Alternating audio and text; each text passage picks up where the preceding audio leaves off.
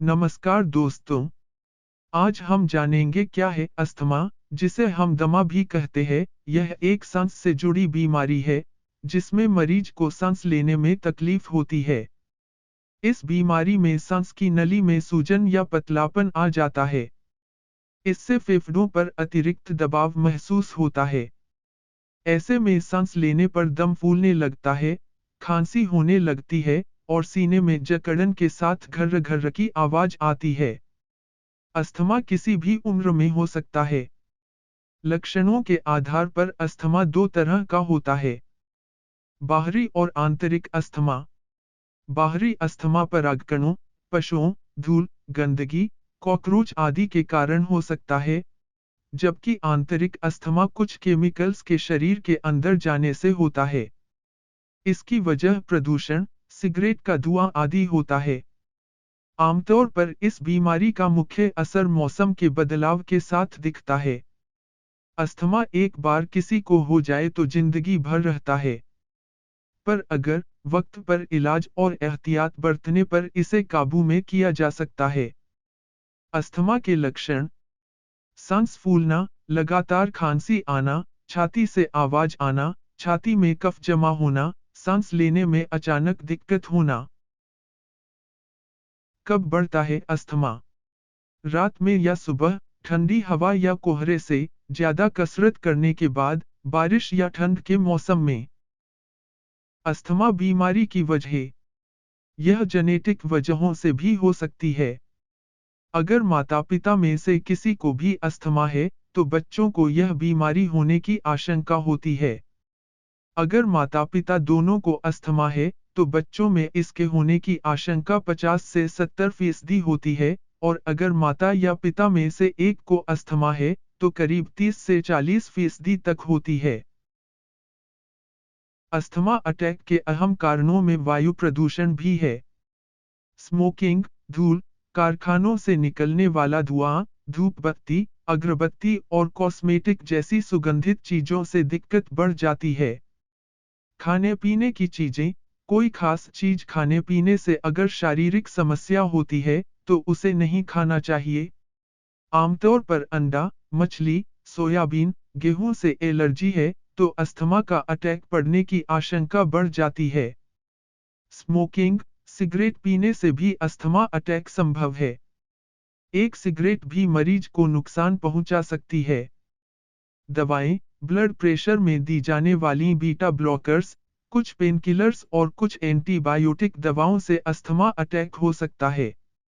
इसलिए हमेशा अपने डॉक्टर को अपने अस्थमा की बीमारी के बारे में जानकारी दे, ताकि आपका डॉक्टर आपको सही दवाएं देकर आपका सही इलाज कर सके।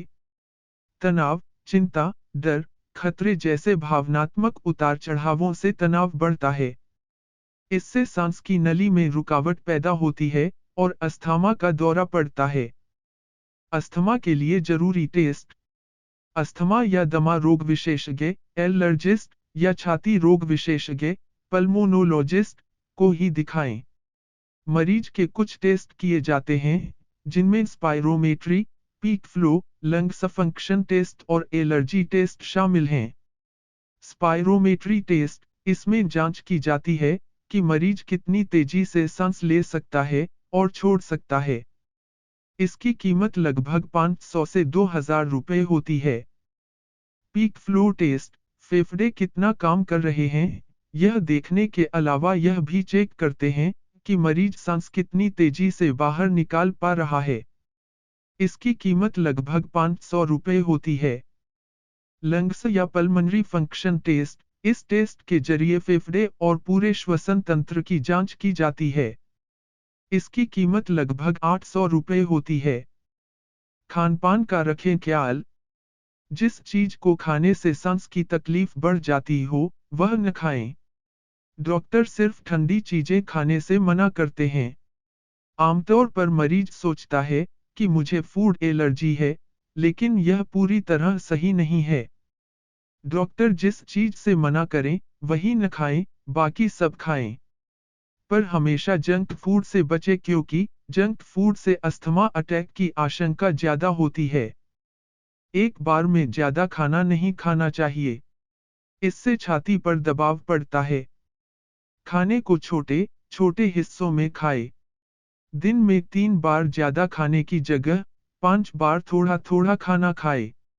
अस्थमा के मरीजों के लिए विटामिन ए, विटामिन सी और विटामिन ई लाभदायक है।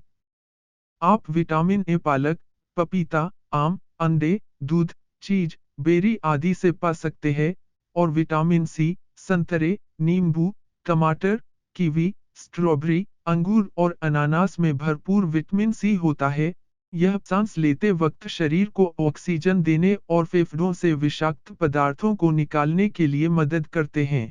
विटामिन ई के लिए पालक, शकरकंद, बादाम, सूरजमुखी के बीज आदि बहुत लाभदायक है।